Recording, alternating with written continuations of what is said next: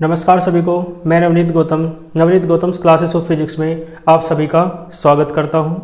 तो जैसा कि आप सभी को पता था कि बीएससी सेकंड सेमेस्टर का सिलेबस जल्द से जल्द स्टार्ट होने जा रहा है।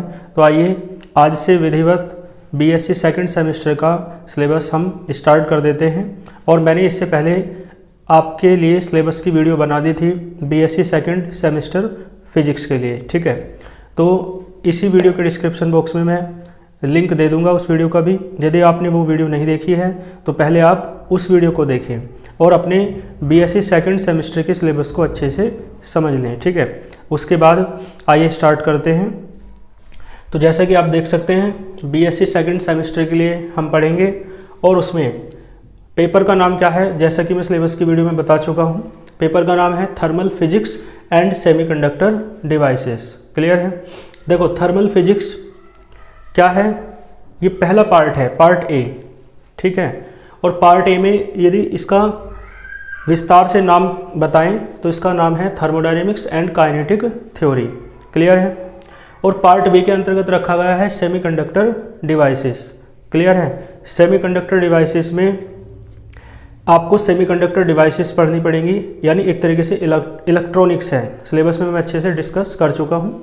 तो उसका इस पेपर का जो पार्ट ए है उसे हम स्टार्ट करेंगे पहले। तो आप देख सकते हैं thermodynamics and kinetic theory. Clear है।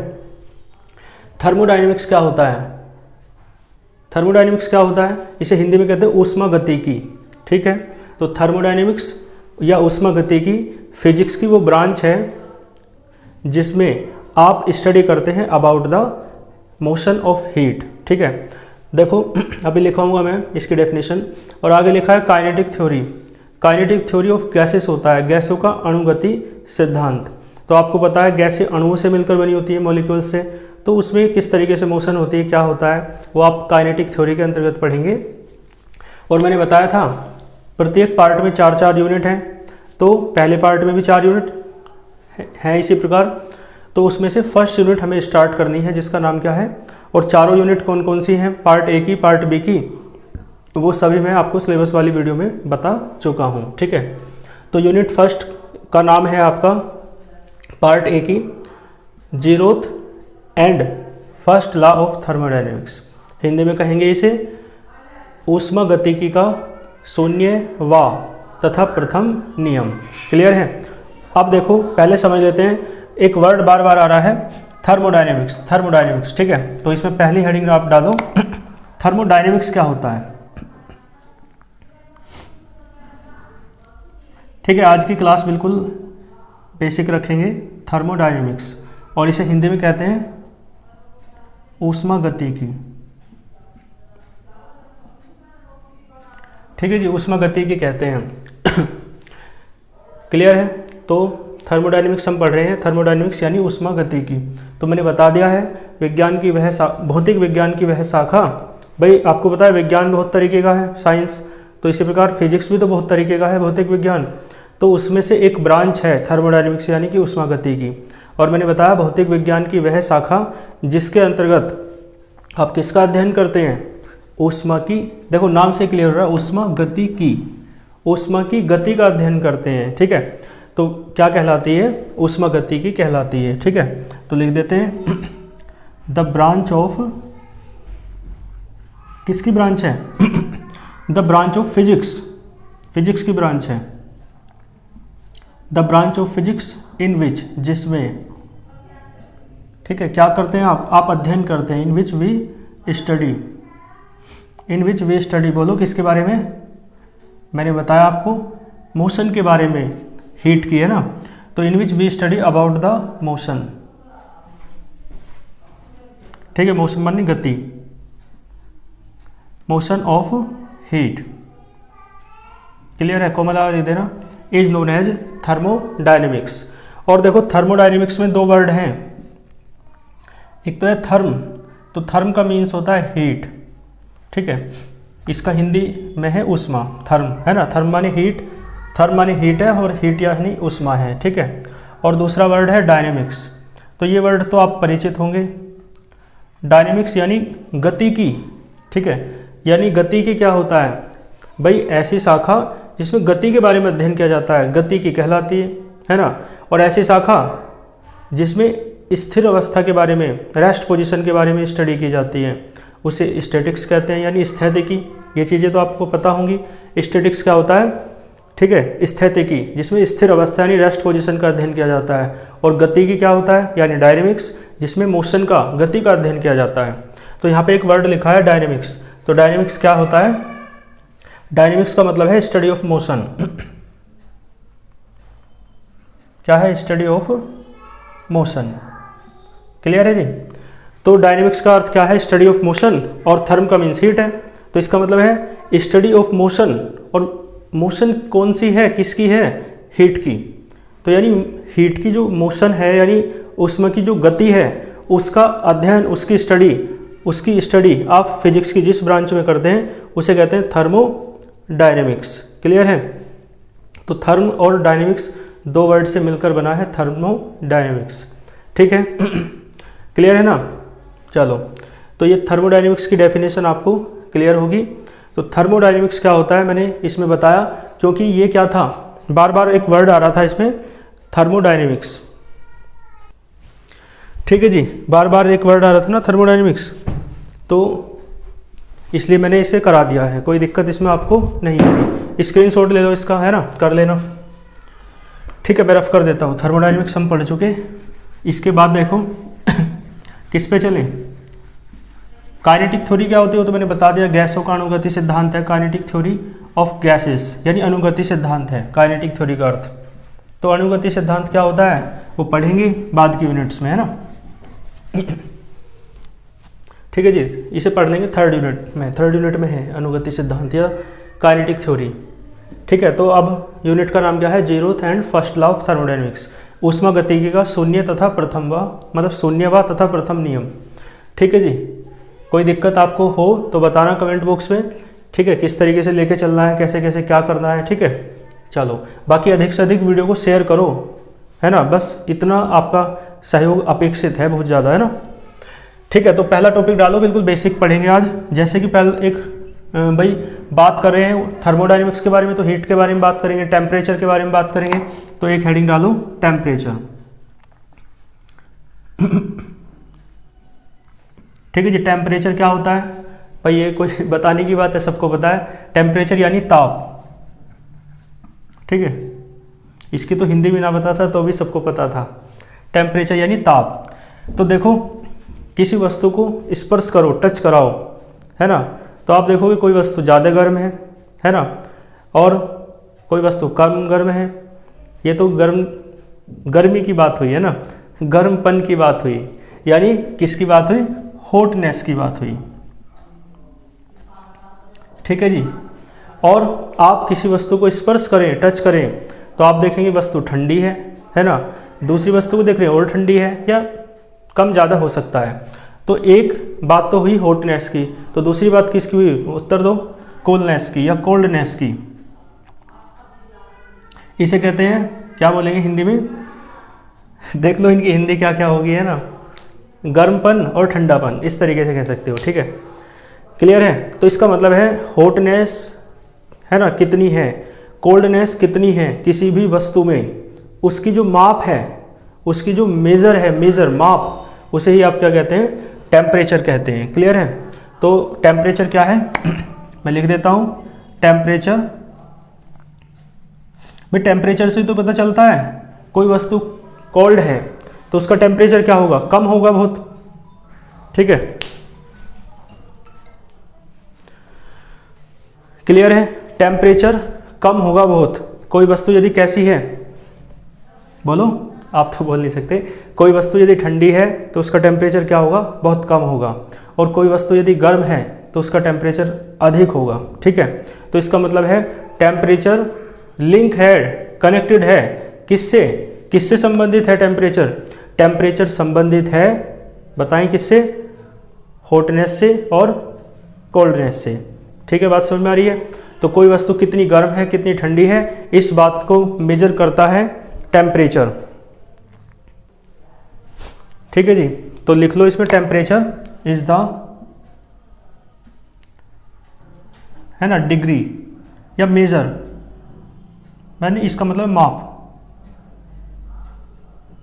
तो टेम्परेचर इज द डिग्री या major of hotness and coldness या कोल्डनेस। और हॉटनेस और कोल्डनेस किसकी है?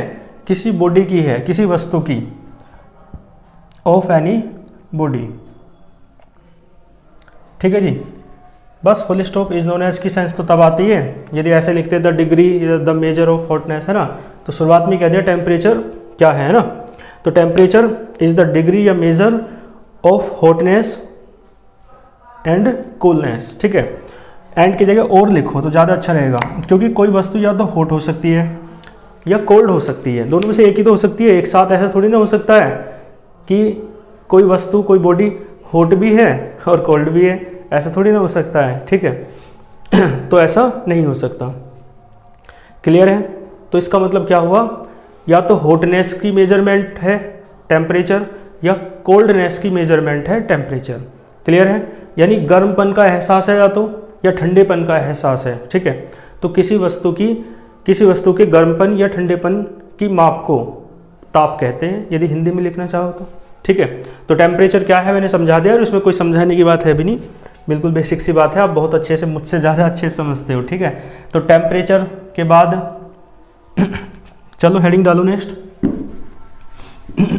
टेम्परेचर के बाद करो थर्मल इक्विलिब्रियम, हेडिंग डालो। ठीक है, थर्मल इक्विलिब्रियम।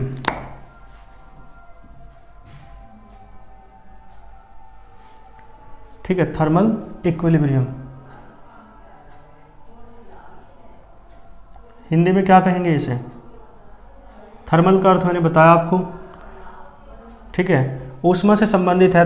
थर्म है ना, तो थर्मल से ही तो थर्मल बना, यानी कि ऊष्मीय। थर्मल का क्या अर्थ है? ऊष्मीय। और इसे तो साम्य अवस्था बोलते हैं। ठीक है, ऊष्मीय साम्यता या साम्य अवस्था, है ना, कुछ भी कह सकते हो। क्लियर है? तो थर्मल इक्विलिब्रियम क्या है आप समझ पा रहे होंगे। उसमें साम्यता, यानी देखो कोई एक बॉडी है ए, ठीक है जी, कोई दूसरी बॉडी है बी, दो बॉडी हैं, कोई दिक्कत तो नहीं है। इसका टेम्परेचर मान लो ज़्यादा है ए का, और बी का टेम्परेचर क्या है? कम है। ठीक है, तो आप देख के बताओ ये बॉडी कैसी होगी? हॉट होगी, और ये बॉडी कैसी होगी? कोल्ड होगी। ठीक है, तुलनात्मक रूप से हो सकता है ये भी हॉट है और ये भी हॉट है, दोनों हॉट हो, लेकिन इसका टेम्परेचर ज़्यादा हो, इसका कम हो।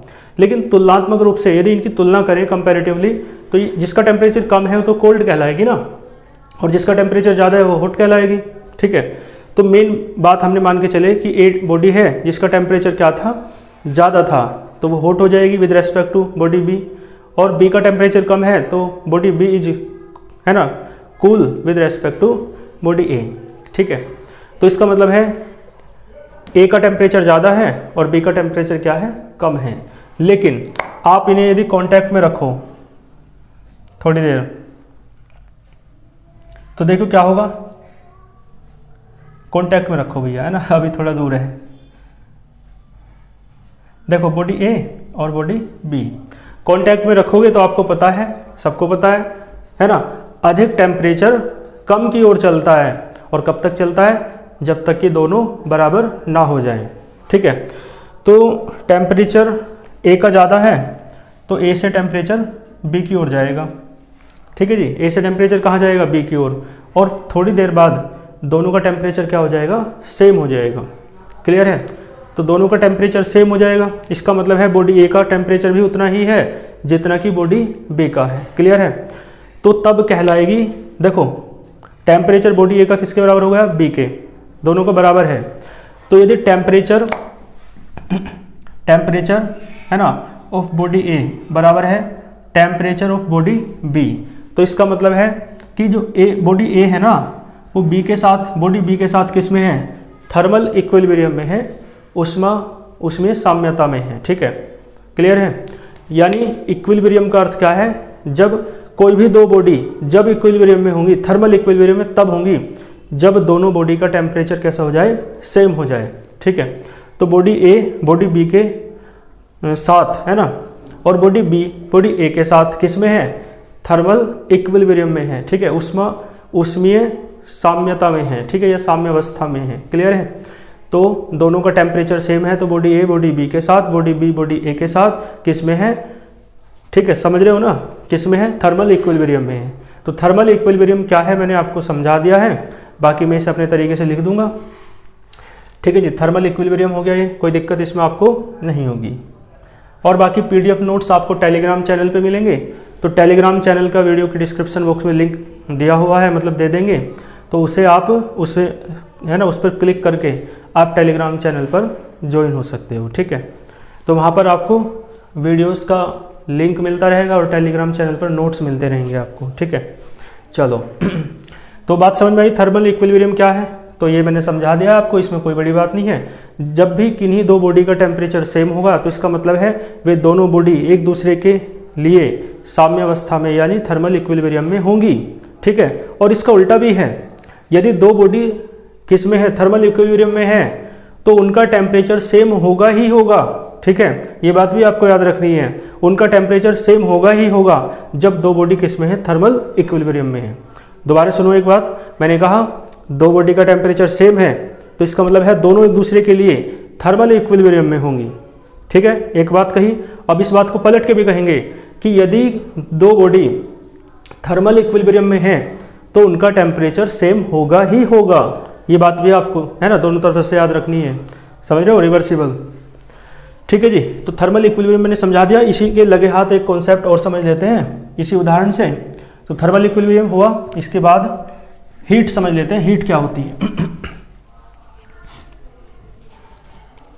हेडिंग डालो हीट। हीट तो आप जानते हो क्या कहते हैं, ऊष्मा, ठीक है जी, ऊष्मा कहते हैं। तो हीट क्या होती है बताओ। देखो आप एक बात सुनो, इसका टेम्परेचर ज़्यादा था बॉडी ए का और इसका टेम्परेचर क्या था, कम था, लेकिन जब दोनों को कांटेक्ट में रखा तो एक नई बात हुई, मतलब कुछ नया हुआ। क्या नया हुआ वो सबको पता है, तो पुराने ही है बेसिकली, है ना। तो क्या हुआ, अधिक टेम्परेचर जो है कम टेम्परेचर की ओर चला, इसका मतलब बॉडी ए का जो टेम्परेचर है वो किसकी ओर चला, बॉडी बी के टेम्परेचर की ओर चला, और तब तक चला जब तक कि दोनों का टेम्परेचर बराबर नहीं हो गया। बात समझ में आ रही है। तो इसका मतलब है, ध्यान देना, इसका मतलब है कुछ गया है, बॉडी ए से बॉडी बी में गया है कुछ, ठीक है, बॉडी ए से बॉडी बी में गया है कुछ, तो वो कुछ क्या है, वो जो कुछ है ना उसे ही आप ऊष्मा कहते हैं, ठीक है। और वो कुछ गया क्यों है, टेम्परेचर डिफरेंस के कारण। भाई इसका टेम्परेचर ज़्यादा था, इसका कम था, टेम्परेचर में डिफरेंस था ना, तो टेम्परेचर में डिफरेंस होने के कारण इसका कुछ बी में चला गया, इसका मतलब है वो जो कुछ है उसे ही आप क्या कहते हैं, ऊष्मा। क्लियर है, यानी कौन गई है, कौन गया है, ऊष्मा गई है, क्लियर है, हीट गई है। बात समझ में आई। तो इसी एग्जाम्पल के माध्यम से मैं इसकी डेफिनेशन लिख देता हूँ। तो हीट क्या है भैया, हीट क्या है, बेसिकली ट्रांसफर है, ठीक है, एनर्जी का। बेसिकली हीट क्या है, ट्रांसफर है, किसका, एनर्जी का। तो heat is the transfer of energy. Clear है, मैं लिख देता हूँ, आपको पता तो होगा ये पहले से ही कि जो ऊष्मा है वो ऊर्जा का ही एक रूप है। भाई ऊष्मा ऊर्जा ही तो है, और हीट मतलब हीट क्या है, हीट एनर्जी ही है, ठीक है। तो heat is the transfer of energy.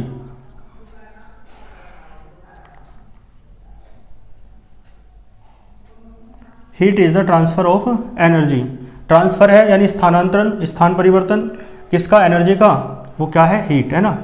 Heat is the transfer of energy, और कहाँ से कहाँ तक, एक बॉडी से दूसरी बॉडी तक, from one body to another body,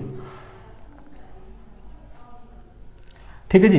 heat is the transfer of energy from one body to another body. और क्यों हो रहा है भैया transfer, due to temperature difference, ठीक है, लिख लेना, ड्यू टू टेम्परेचर डिफरेंस, पूरा लिख लेना, ठीक है। टेम्परेचर डिफरेंस यानी जो ताप है उसके परिवर्तन है, उसमें अंतर है ना, ताप में अंतर है तो अधिक कम की ओर चलेगा। इसे हिंदी में लिख सकते हैं तापांतर के कारण, या ताप में अंतर होने के कारण, ठीक है। ऊर्जा का एक वस्तु से दूसरी वस्तु तक स्थानांतरण ऊष्मा कहलाता है, ठीक है। बात समझ में आई। एक वस्तु से दूसरी वस्तु पर स्थानांतरण हो रहा है किसका, ऊर्जा का, किसके कारण, ताप में अंतर के कारण, टेम्परेचर डिफरेंस के कारण, तो उसे ही आप क्या कहते हैं, हीट कहते हैं। ठीक है, तो हीट बेसिकली क्या है, heat is the form of energy, ऐसे भी आप कह सकते हो, ऊर्जा का एक रूप है, heat is the form of energy. ठीक है भाई, लिखने के तरीके तो बहुत सारे हैं ना, तो एक ये भी हो सकता है, heat is the form of energy which is transferred, है ना, जो ट्रांसफर कर दिया जाता है, ठीक है, from one body to another body, एक वस्तु से दूसरी वस्तु पर, क्यों, due to temperature difference. Clear है, तो देख लेना जो अच्छी लगे, बाकी मैं लिख दूंगा अपने हिसाब से। तो और ये एग्जाम्पल मैंने समझा दिया है भाई, दोनों, इसका ए का टेम्परेचर ज़्यादा था, बी का कम था, दोनों को कांटेक्ट में रखा, तो अधिक टेम्परेचर जो ए से निकल के कहाँ जाने लगा, बी में, तो टेम्परेचर का फ्लो हो रहा है, क्या हो रहा है, टेम्परेचर का फ्लो। तो टेम्परेचर का फ्लो जो होता है, यानी ए से कुछ निकलकर बी में जा रहा है, जिसके कारण दोनों का टेम्परेचर सेम हो गया है। तो वो टेम्परेचर सेम क्यों हुआ, क्योंकि ए से कुछ निकलकर बी में गया, तो वो जो कुछ है वही हीट कहलाता है। यानी हीट क्या है, heat is the flow of temperature, ये एक लाइन ये भी लिख सकते हो। ठीक है, हीट क्या है, हीट है फ्लो ऑफ टेम्परेचर। ठीक है, ताप के प्रवाह को भी ऊष्मा कहते हैं, भाई ताप बहता है, ठीक है, एक वस्तु से दूसरी वस्तु की ओर। ठीक है, तो हीट क्या है, ये बात भी मैंने आपको समझाई। ठीक है, अपने हिसाब से नोट करते चलो या स्क्रीनशॉट लेते चलो। ठीक है जी, तो बस आज के लेक्चर में इतना ही रखते हैं। भी शुरुआत में लेक्चर थोड़े छोटे छोटे रखेंगे, ठीक है, ताकि क्या है, अभी बहुत सी यूनिवर्सिटी के एग्ज़ाम नहीं हुए हैं, है ना, तो इस कारण से अभी, है ना, थोड़ा धीरे धीरे चलेंगे। और आपको पता है, यदि लंबी दूरी तय करनी है तो ट्रेन या कोई भी जो रेसर होता है, धावक, वो पहले धीरे धीरे चलता है और फिर अपनी स्पीड बढ़ा देता है। तो हम भी इसी पद्धति के तहत चलेंगे, है ना। बाकी और आप जिसके मतलब जो चाहते हैं, जिस तरीके से चाहते हैं, आप कमेंट बॉक्स में बता सकते हैं। आपकी जो आज्ञा है वो सिरोधार्य होगी। क्यों होगी, क्योंकि आप ही तो हैं जिसके कारण भाई हमारा कोई अस्तित्व है। एक शिक्षक का अस्तित्व क्यों होता है, मैं कई बार बता चुका हूँ। एक शिक्षक का अस्तित्व इसी कारण तो है क्योंकि उसके विद्यार्थी हैं। यदि विद्यार्थी ही ना हो तो शिक्षक शिक्षक थोड़ी ना रहेगा। ठीक उसी प्रकार जो कोई कलाकार होता है, उसके प्रशंसक ना हो, फैंस ना हो, तो वो फिर कलाकार थोड़ी ना रहेगा। भाई इतने बड़े नेता अभिनेता लोग होते हैं तो उनके प्रशंसक होते हैं, चाहने वाले होते हैं, तो उसी के कारण तो क्या होता है वो इतने बड़े बनते हैं। तो फिर इसी कारण शिक्षक के लिए जो सब कुछ है वो उसका विद्यार्थी होता है। तो इसलिए आपका जो इच्छा है, आपकी जो इच्छा है वो हमारे लिए बहुत महत्वपूर्ण है। तो आप बताइए जैसा भी जिस भी तरीके से आप चाहते हैं, ठीक है। तो मिलते हैं नेक्स्ट लेक्चर में, अच्छे से पढ़ते रहिए। All the very best.